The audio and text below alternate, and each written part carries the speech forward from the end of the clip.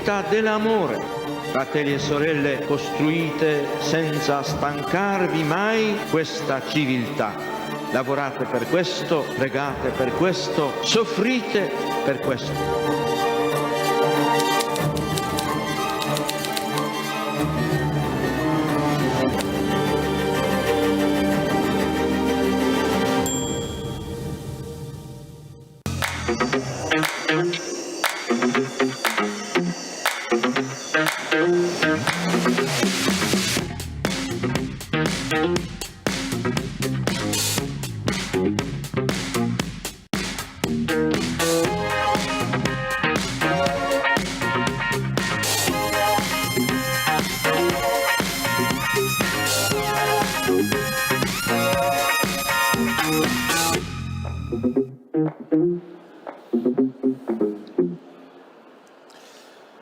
Buonasera a tutti e grazie di essere qua con noi. Good evening, everybody, and thank you for being here tonight. The encounter today, the conference today, is centered on the fact of suffering, physical suffering, and global suffering. It is one thing to face all of this with your own family and by yourselves, and it is another thing to find a method of cure which is tenacious and affectionate. By oneself, one cannot take the place of the family which is within a challenge. But Chesterton's sentence that constitutes the title of this meeting, he continued it by saying, we can convince mathematicians that 2 times 2 is 4. But man cannot find his substance outside of the relationship with others.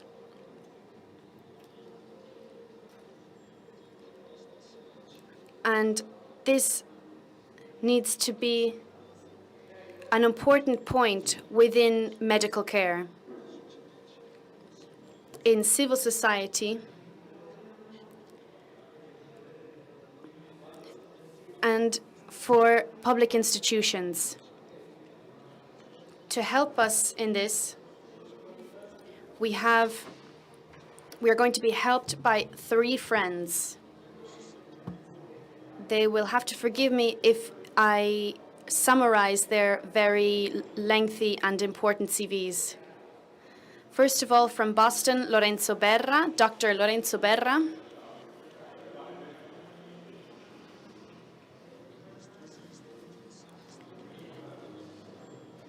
Medical director in one of the most important medical centers in the world, in Massachusetts General Hospital. Amongst his publications, he dedicates himself to critical patients and to their families, especially in the sector of respiratory care. Our second speaker will be Maurizio Marzigaldi.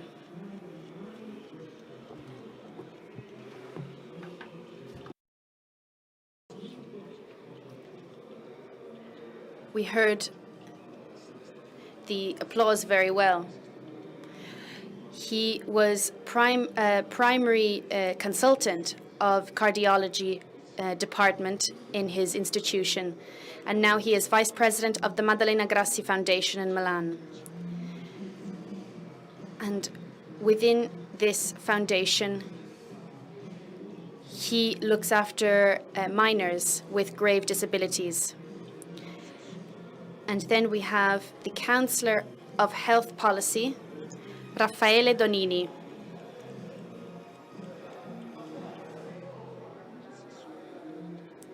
Counselor of Health Policy for the Emilia-Romagna region. And he is also coordinator of the Health Committee for the Conference of the Regions. He is also a freelance journalist. I just underlined the fact that amongst his tasks, there is also the programming and organization of the regional health system and health services, psychosocial services in his territory. We listen to these witnesses, these testimonies with great enthusiasm, and we start with Lorenzo. Thank you. Let me know if you can hear me properly. Yes, we can hear you very well. First of all, I'd like to thank the organizers and those of you who will follow me. Thank you for inviting me here to the 43rd edition of the meeting. And I apologize for not being able to be present there with you. I'll try to be brief because I know how difficult it might be to follow me remotely. I don't like this type of means of communication, and I'm sorry I cannot be there with you today. As I said, I occupy myself with anesthesia, and I look after patients that are in intensive care.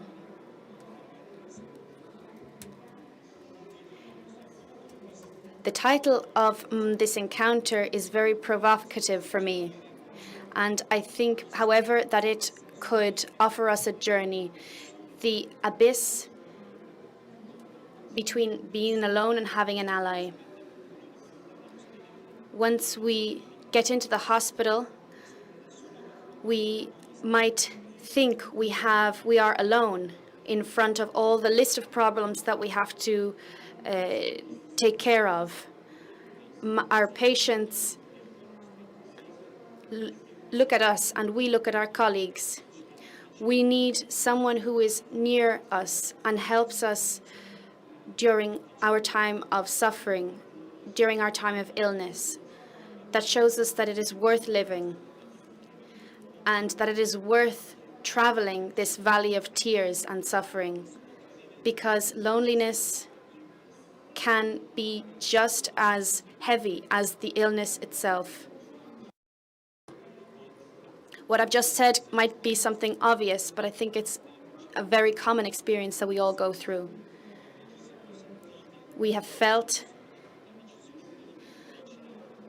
also alone in front of very difficult clinical decisions that we need to make, in front of the many limitations of our friends, physical and psychological, or towards our own illnesses.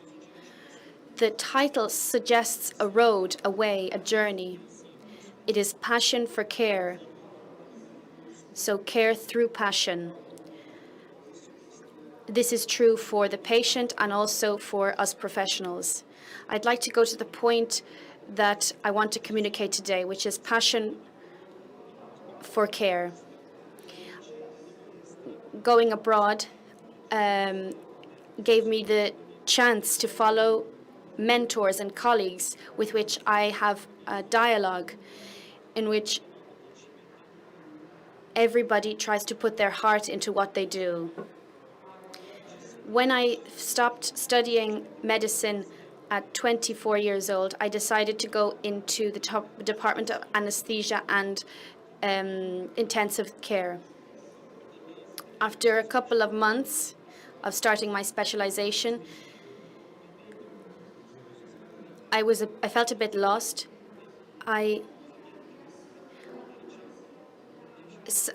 mentor of mine offered me the chance to go to America to study for 2 years in Washington, D.C., to study with Dr. Theodore Kolbo. I had just begun my specialization, but when I decided to take this decision along with my family, I left. I departed for America. I did not have good English. But Ted Kolbov was a specialist and a legendary figure in our sector. The removal of carbon dioxide and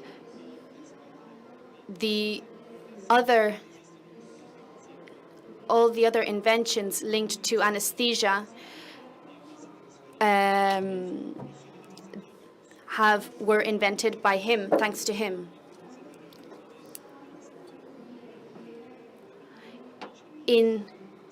When I was 19, Kolbov is very shy. He began a group of research with very few people, with a couple of Italians that stayed with him for a couple of years. And they had revolutionized intensive care for the whole world.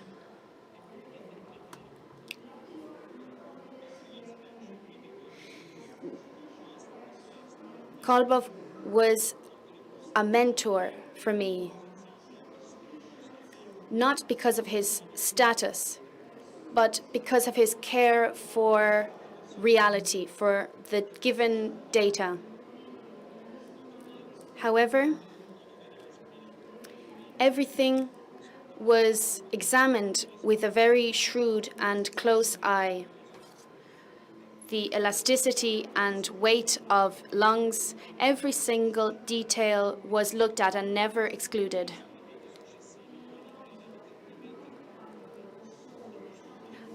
My study, my first study and my second study and third study were very different. And once a month, each laboratory had to present their projects to the other laboratories. Kolbov rarely presented his studies, and I asked him why. He said, "I'm an inventor, and my time I invested in machines. But one day you will be a doctor amongst other doctors, and you'll have to be able to explain the reasons for what you're doing. What you're asked is not to give a lecture, but to know the content."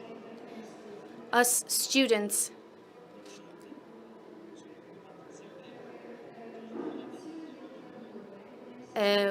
we were asked, "Do you believe it or do you know it?" We were challenged with this sentence. He was a man of very few words. He wanted us to be sure of everything and back everything up.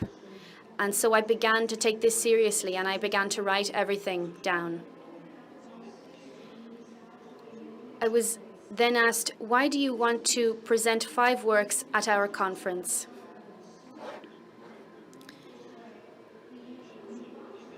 Real scientists don't have time to know exactly what you did in the laboratory. They want to know if you have one good idea within 1 year to present to the scientific community. And all the other, just pick one, and the 4, leave them there on the desk. I stayed 3 years with Kolobov. I came back to Italy then, and after having stayed there for a while, I decided to go and specialize further in America. Kolobov proposed that I go to Boston to study with a specialist who had saved thousands and thousands of children. And this brought me to the Massachusetts General Hospital in Boston. The figure of the mentor or role model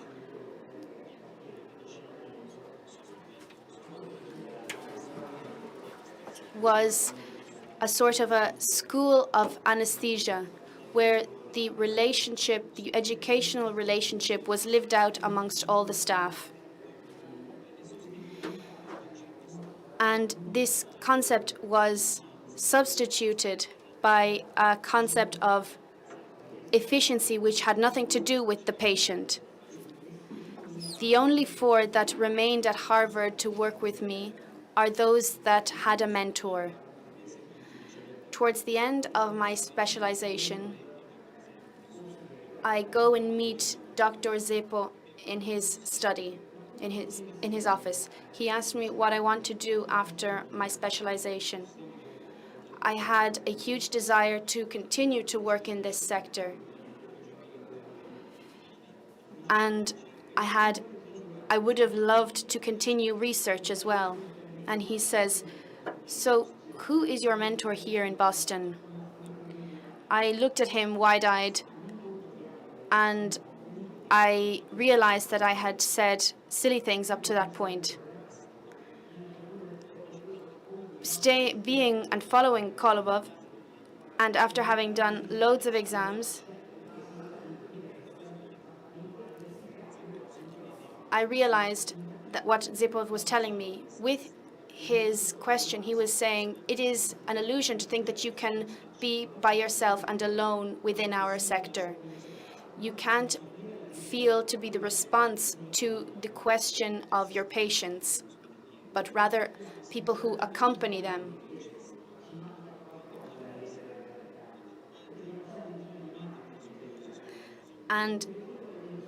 Or to look at them aloof from the distant world of academia. He became from that moment my second mentor. The anesthesia board is the American exam offered to those who finish their specialization in America. I had begun my fellowship in reanimation and spent a lot of time in intensive care. And if that wasn't enough, I also began to continue laboratory research projects. I went to Zepol, and in a very embarrassed way I said, I failed the board. He looked at me and he said, "I don't have time for these things. Study, next time you'll pass it." And he quoted Edison, "The genius is 1% inspiration and 99% sweat." And we cannot see failure as everything, as a negative thing. I needed someone to repeat this to me. I conceived myself as alone within my work. But if we don't do this, if we see each other as not alone, our profession can flourish. Zebul is Jewish, American, and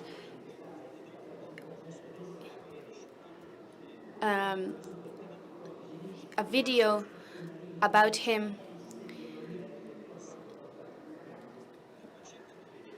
after 2 years from the beginning of COVID. We have just come out of one of the greatest emergency crises. Many doctors retire and leave departments void of doctors. The only thing that can prevent this that keeps people working is money. Another doctor from Ireland called Martin Tobin continued to teach and describes the roles of a role model, of a mentor, coach. Amongst other things, he is a coach, a friend, a guide, a teacher. My mentors helped me to not be alone, to use all of my creativity and humanity in work, to start a laboratory research and to continue to study medicine in whatever way that this is possible to me. It is the capacity to let ourselves be guided and not be subjugated by our own convictions. and be guided by that curiosity for what we have in front of us. And alongside the people who also have this passion for care. Despite the fact we could say many other things on passion for care, I have said in a very disorganized way that the essential factor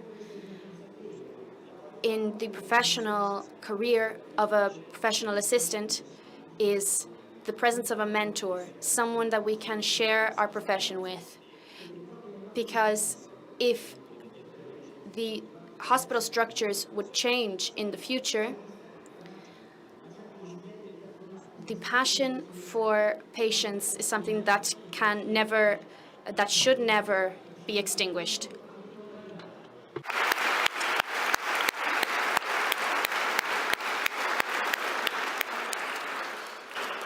Grazie molte Lorenzo. Thank you, Lorenzo. You've made me quite aware that not only because we're in a difficult situation it's not only a question of illness, but also is a struggle for those who try and face this. The issue of loneliness, and that's kind of the major problem. Not only it's not only a question of a lack of doctors, but ultimately, from what you've told us, that the point is to have a good frame of reference, a good person to follow. I'd like to make Maurizio carry on, who'll tell us his personal experience, and even the experience of the foundation he runs. Thank you. Thank you for the invite, and thank you for calling me here. It's a representation of the deep friendship we have. And first of all, if I could quickly, like we just heard, I'll try and talk about the experience of the Maddalena Grassi Foundation and my own experience. In which field?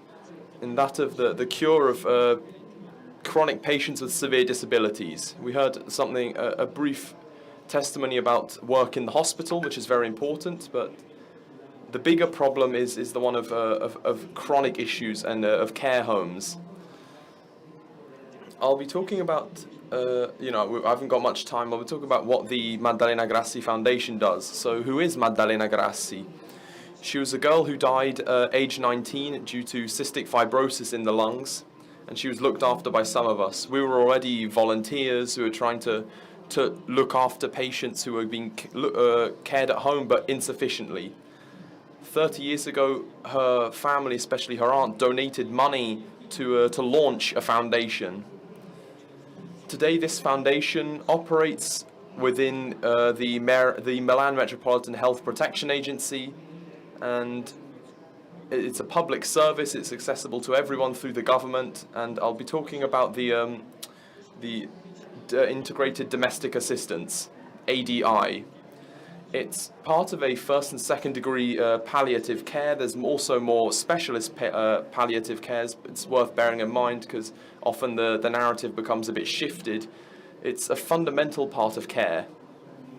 As you'll see later, we have palliative care, we have 3 hospices in Milan, we have a care home for people with severe degenerative illnesses, we have some homes to welcome HIV patients, and we're experimenting with a kind of a protective residence where people who can't live on their own independently can have their own space, but where they can be looked after sufficiently. And we've been doing this so far with excellent results. As part of the ADI, currently we have 2,500 patients, and we have about 200 to 300 employees and staff. And then obviously the training isn't all there yet, but we're growing. I'll talk briefly about me. I'm 76, and then you'll see why this is important. I worked for 40 years in a hospital as a cardiologist, and so I can really appreciate everything we heard earlier. I worked as the director of the A&E department, but one of the things we saw is that the people who were gravely ill kept returning to hospital worse and worse because they didn't have a better system of being looked after at home 30 years ago. And many doctor friends who are here in the crowd, people I know, they'll know exactly what I'm talking about. There's a whole string of doctors that helped improve the situation so far. Together we set up a foundation to look after those who need palliative care. I'm still work, especially focusing on children, on helping minors, because we often talk about about old people needing additional help, but a lot of grave issues are also lower down among young adults, among children, and people under 40. Another thing that makes me extremely proud, which I experienced is that I'm the grandfather of Benedetto, who's 17, and I'm honoured that he's here in the front row with his father. And I'd like to express a sincere thanks to him.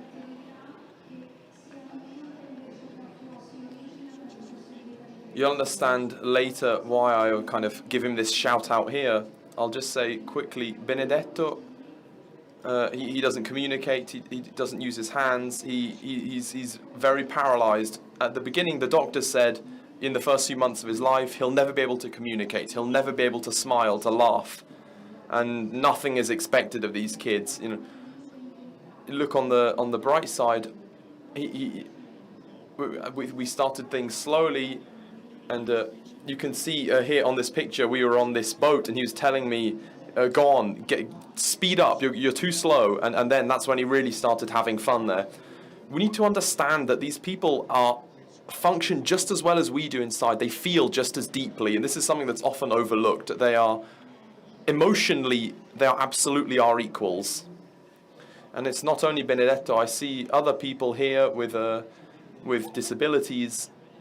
In Italy, we guess there's about 35,000 children. It's hard to calculate, but we think people with serious disabilities, there's about 35,000 people. We don't count people with like serious diabetes, but properly these almost incurable issues, people who need continuous assistance and specialized social and medical support, both of which are absolutely crucial. Without adequate support, the arrival of such a child very easily disrupts the entire life of a family. About 30% of families break because of this. One parent will leave the family if a child is born disabled. The conditions of the family and their way of dealing with the foundation are very diverse. They range from people who understand the struggle and the effort we make with gratitude, and the 90%, they appreciate our cooperation. But there's also those who say they make quite unreasonable demands of us. There aren't, we don't mean them any ill, but they aren't realistic with what we can do. Most people are perfectly pleasant. I'll quote what a mother told us in 2005. This was 17 years ago, who said, "The experience of illness, if accompanied properly, can become an opportunity to live positively, an occasion that would otherwise be doomed to end in despair."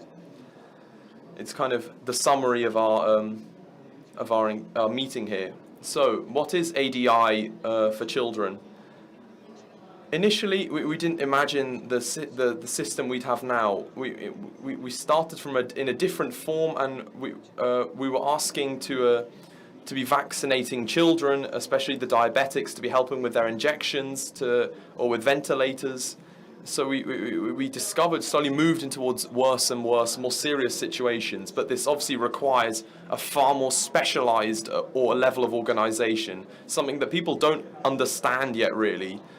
Our integrated system isn't respected as a norm for how to deal with sick children.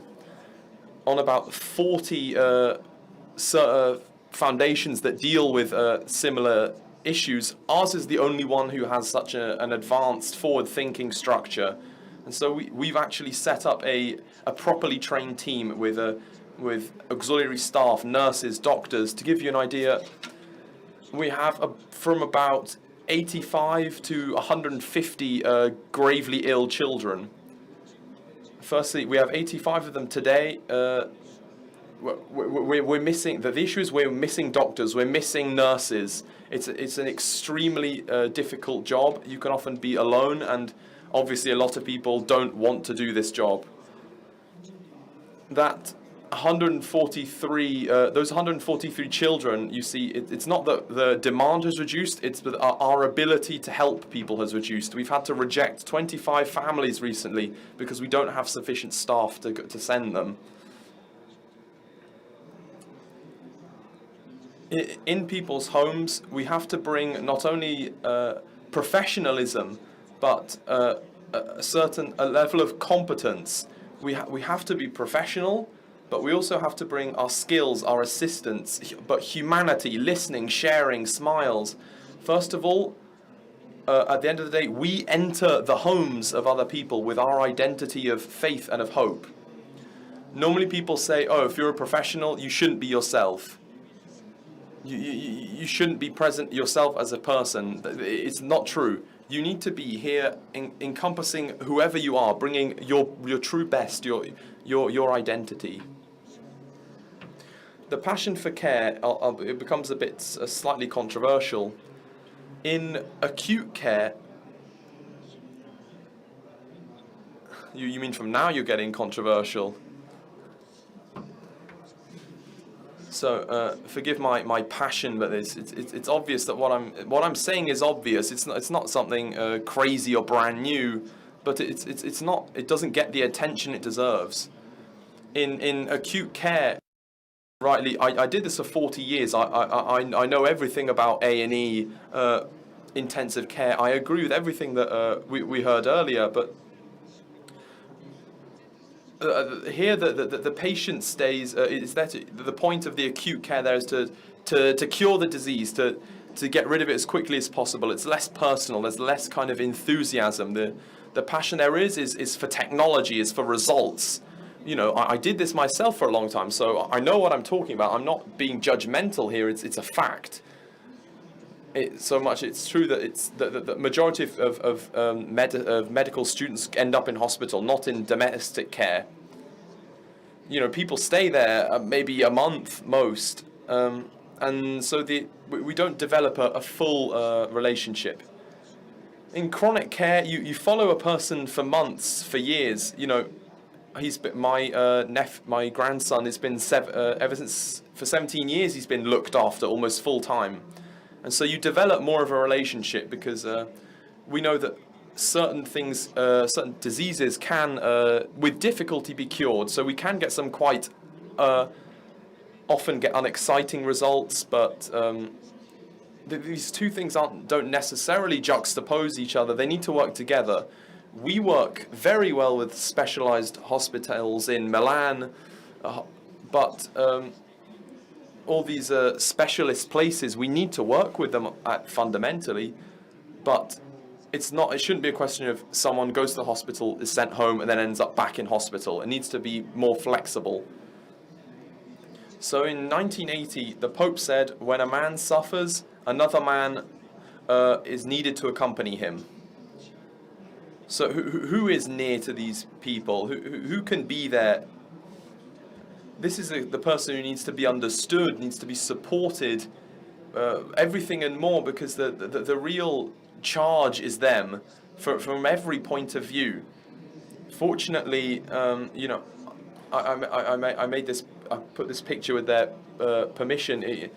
Sadly, he died quite recently when he was 30. But what struck me is the way the guy looks at his mum and his mum looks back at her. 30 years he was cared with a level of kindness, level of dedication that is worth a gold medal. And just use it as an example here, that there's probably many people who live this situation. Fortunately, there are many willing patients and community contexts around them that support the suffering of these children. Practitioners are called upon to live and to help this reality, not to replace it. Have you seen the gaze of the person before? I think I'd call it a different gaze. And I remind you of the phrase of a mother who told me this a long time ago. My son isn't an epileptic. He's not a quadriplegic person. My son has epilepsy. He has quadriplegia. But my son is something else entirely. He's a mystery. In fact, he is the mystery. These children are a more explicit sign which harkens back to the mystery. Let's look at it this way. I'll fit into time. I'm almost done here. So, obviously, when you follow someone for decades and you look after them, you have to look after them until the end. So our job, even as palliative care in the first 2 levels of specialization, is to accompany the family to the death of the child. This isn't a joke, even in their own homes. An old guy like me is easier to deal with because, they kind of call it innocent pain. They don't understand. It's much more difficult in this regards with a child. The children aren't entrusted to us forever, but we are called to accompany a family with its own history and capabilities. Their need is infinite, and we all have to live with the experience of our own limitation and fragility. Accompanying these people to their fate, but without abandonment or level of therapeutic overkill. I say we're not here to abandon these people, because they are real people here. This is what people who are thrown out by others, but we have to protect them. We have to look after them.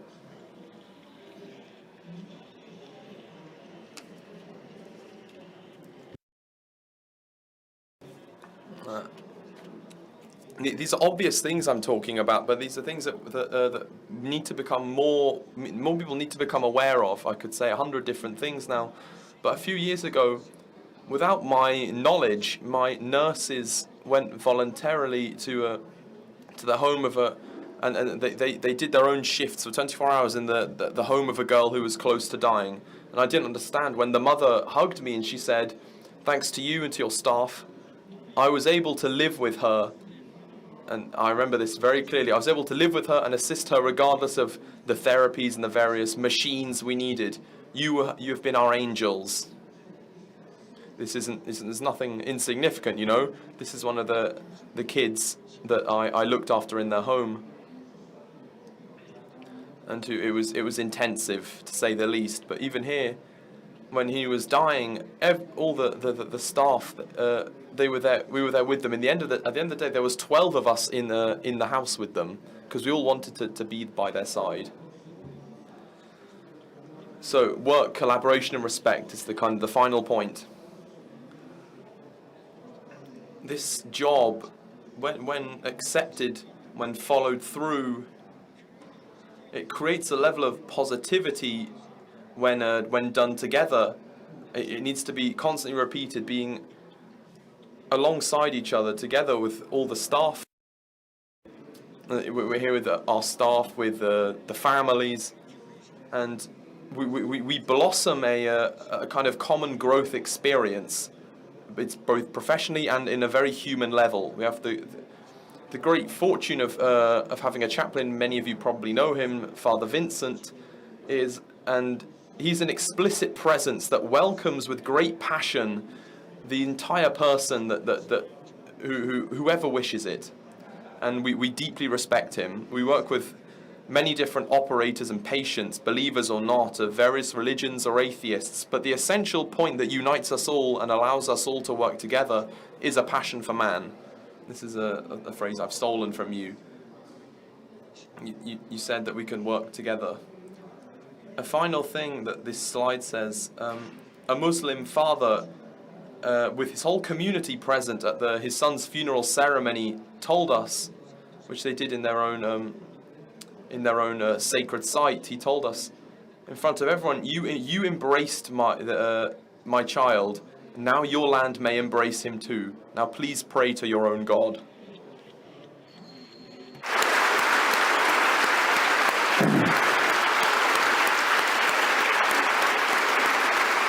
Grazie. La prossima. And next,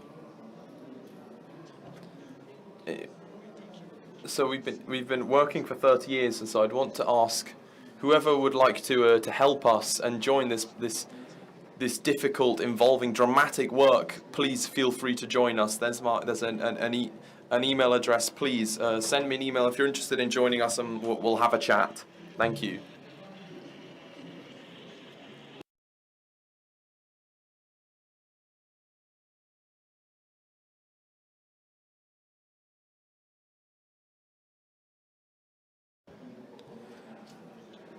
So I'm extremely. I feel like I need to say something, even though there's not much more to add here. From this personal experience, with this passion, to have this level of involvement at 75 years old, and he's more committed to many young people. On this, this is a question of seeing a need and answering it, of being flexible. And so, here, there we go. The third point that I wanted to make is that we see this big difference, that even when you can't get better, you can still be taken care of. And this is kind of the central experience of this foundation. And so now we'd like to let Councillor Donini talk, and he'll tell us, from what he was I understand from what he told us earlier, how even in our own institutions, this personal element is essential. And so there was two amazing experiences, in my opinion. So let's hear Councillor Donini. Thank you very much for this invitation. I have spent the last 5.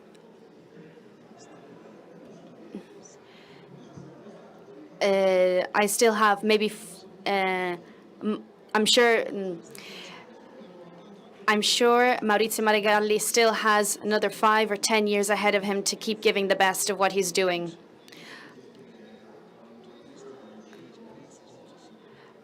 From my institutional work began actually with COVID.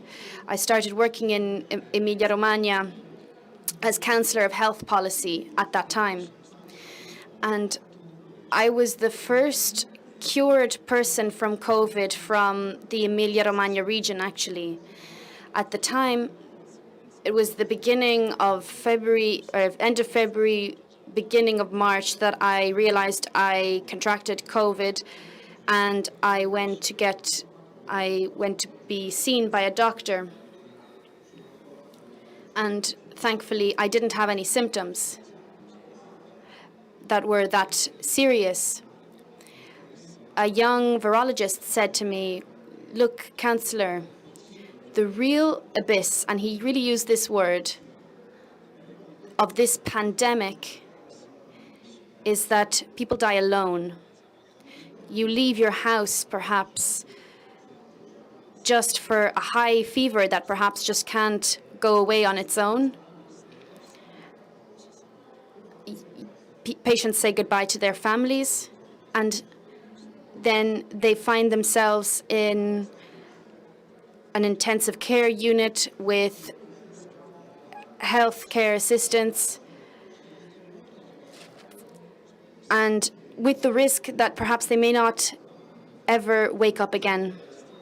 We need to invest resources immediately to connect their patients, COVID patients, with their families and their loved ones." And we began a project to create this connection with smartphones and technology to enable this communication between hospitals and the families, precisely to avoid this situation of isolation and loneliness, to accompany even the most serious patients in grave state. We realized, however, straight away that the aspect of psychological support for families as well as patients during the COVID era, with shifts for personal health assistants, which were up to that point unthinkable, psychological support was needed across the board, which would sustain both operators and patients. We looked at the vulnerability of loneliness through direct experience, and then visiting various departments, I realized we had to work in this direction. Then we looked at domicile care, house care. The pandemic, we tried to make sure that our efforts would work at the level of the hospital, but across the territory in a general sense, through special assistance continuity units,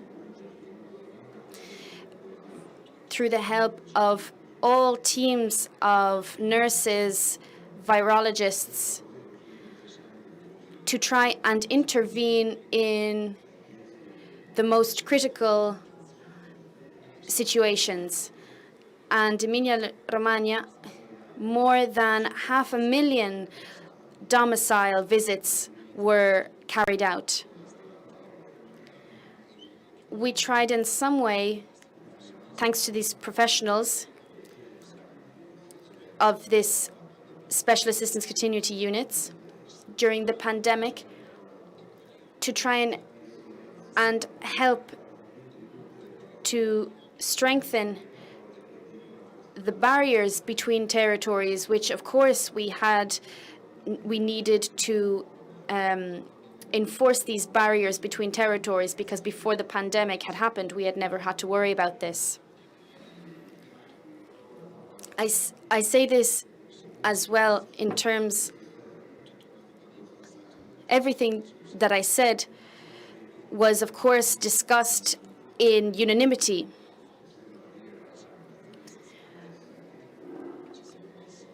Politics was not an issue.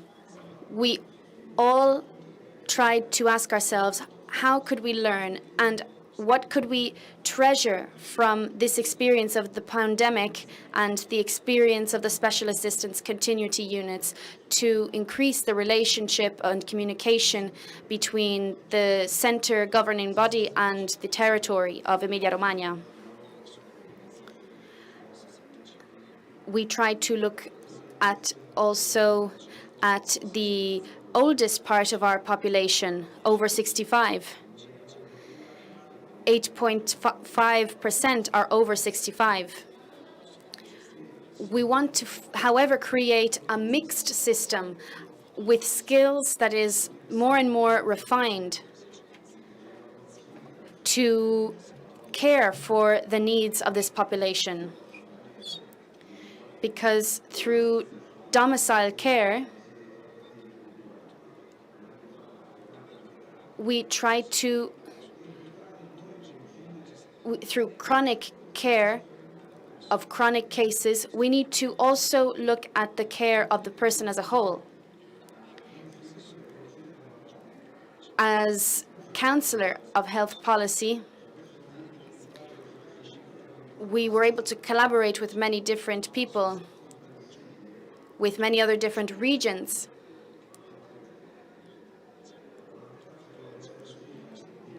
Which were very efficient.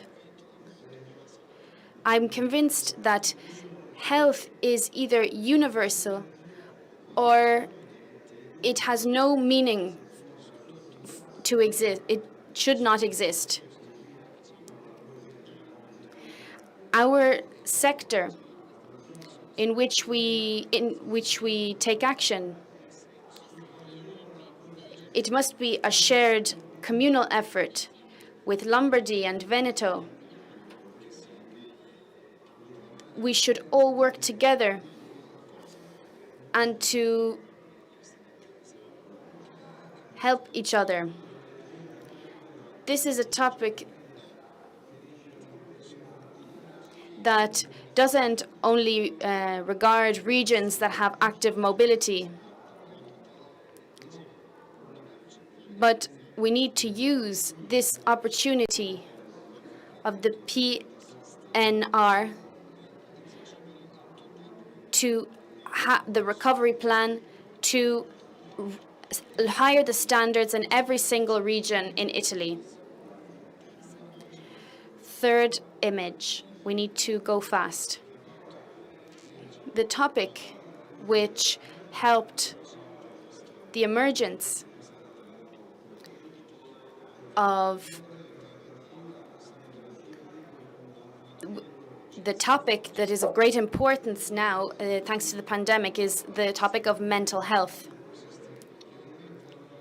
A system which helps, we need to put into action a system which creates a bridge between the antennae of the central governing bodies, those antennae that with, for example, community psychologists,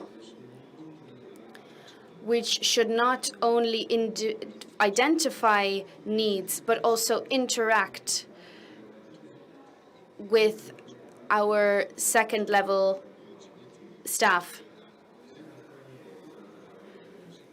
We are trying to create a system of precocious diagnosis, but we don't always manage to take on in a fast enough way our patients' needs. And these investments that we want to invest into this DM77,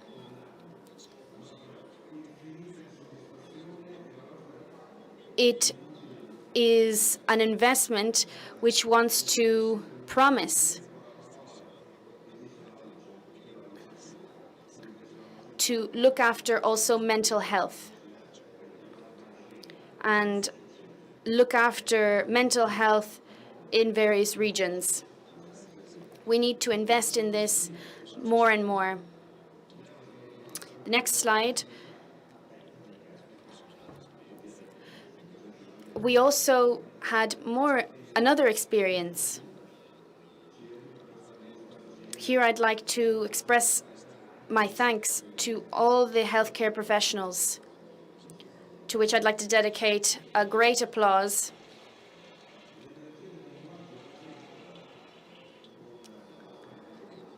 After the enormity of their efforts during the pandemic, they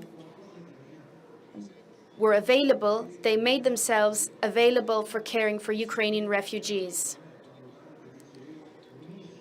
We hosted and welcomed 28,000 Ukrainians, children especially, who needed oncological care, and entrusted them to the most important institutions on our territory. This was a universal expression of our public health care. A person who leaves a bombed hospital, who escapes from there. We looked at these Ukrainian refugees, children, as if we need to treat them as if they are part of our family. I looked into their eyes and realized this. We spoke about the criticalness of old age, but not only this, but also of young people. And in Punta Marina, there is an initiative which I would like to support. Like many other beautiful initiatives we have around our region, but there I really was very struck. There are about 100 people affected by MS, and they have the opportunity to spend some time under the beach umbrella, go and have a bath in the sea. and go have a swim in the sea with and thanks to the help of volunteers. On that beach, we would like to invest our efforts and restructure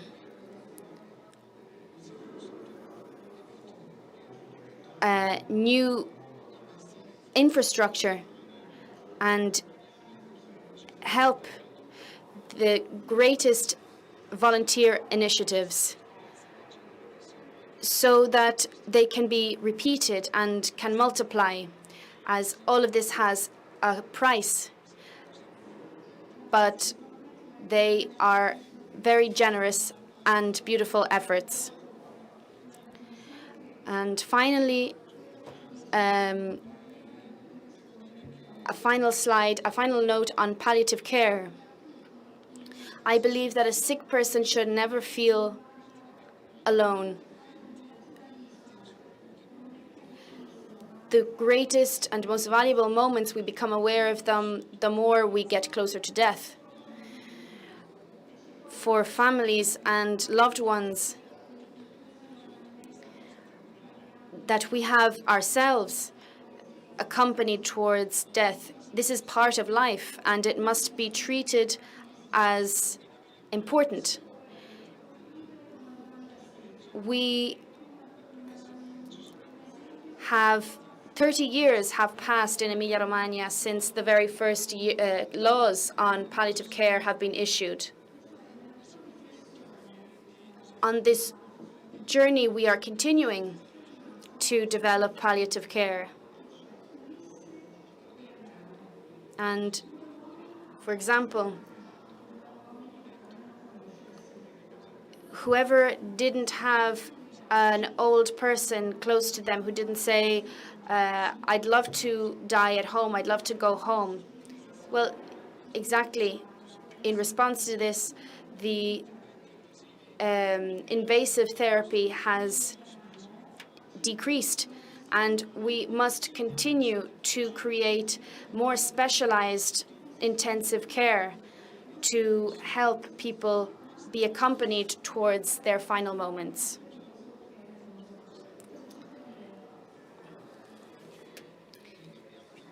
We have a great chance to increase caregiver education, increase and improve on caregiver education. We have financed it, and we will continue to do so in terms of their development and education. On a national level as well, in order to guarantee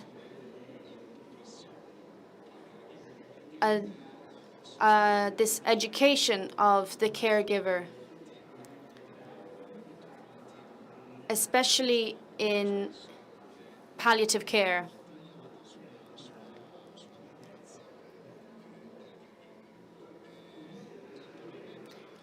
The Parliament has approved by unanimity, with a unanimous vote, and in some way this had also been solicited by my the health council of my region to help and increase funds regarding investments in palliative care. There are certain sectors that are still a bit behind, that need to progress in this sense. It doesn't mean that there is no will to change, but it's a question of investing certain resources in the right place. And I'd like to somehow give a political evaluation. We had all the greatest politicians here at the meeting of various different political factions. Well, I would like to say to all the national political leaders and all of my colleagues on the right, on the left, and on the center, left and right, to make an appeal to not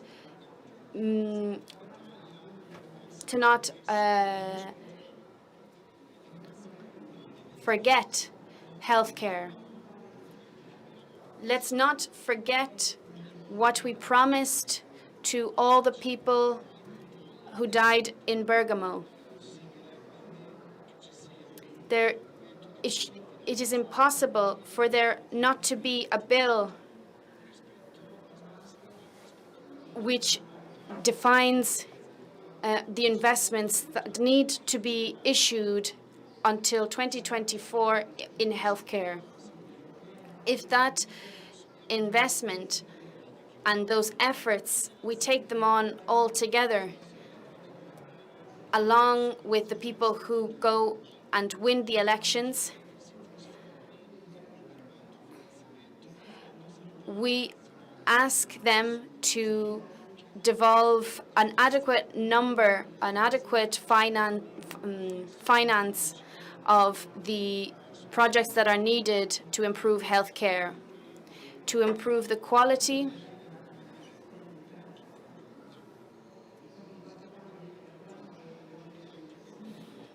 to make the healthcare assistants and professionals' job more enjoyable and more well paid.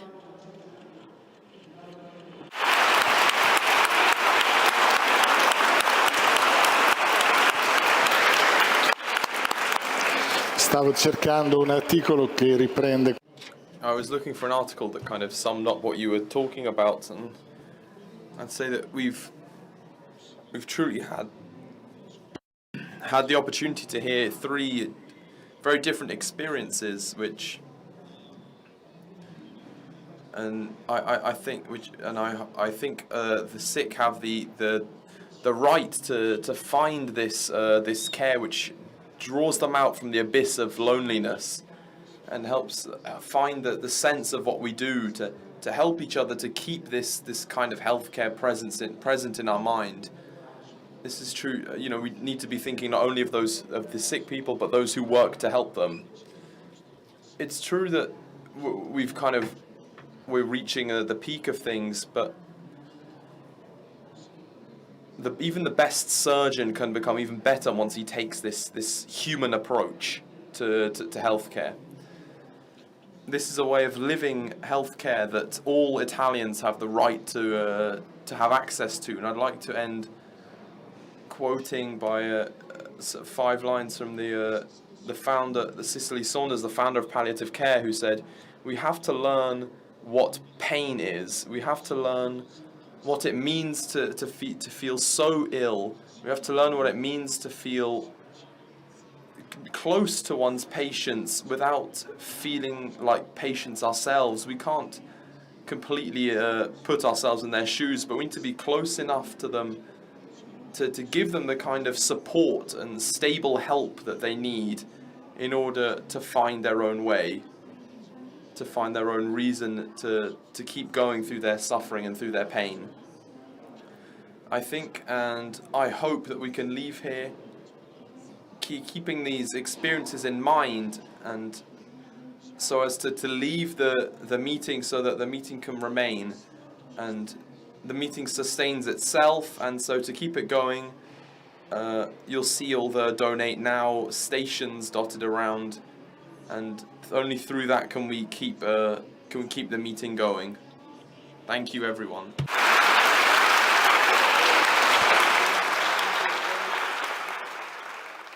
Grazie davvero, grazie.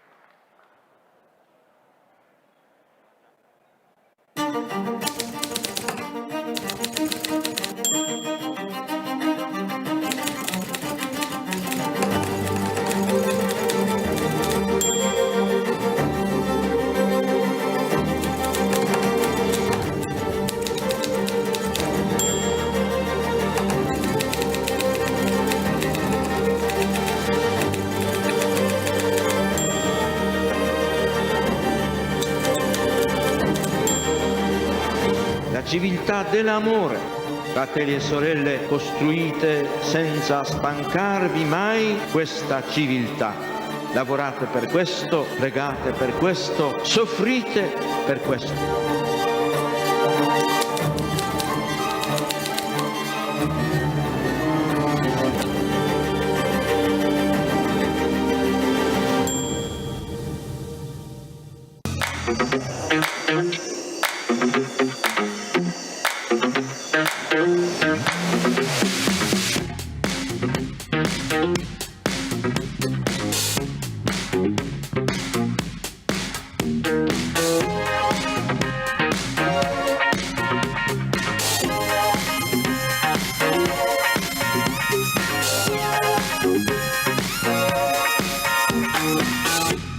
Thank you.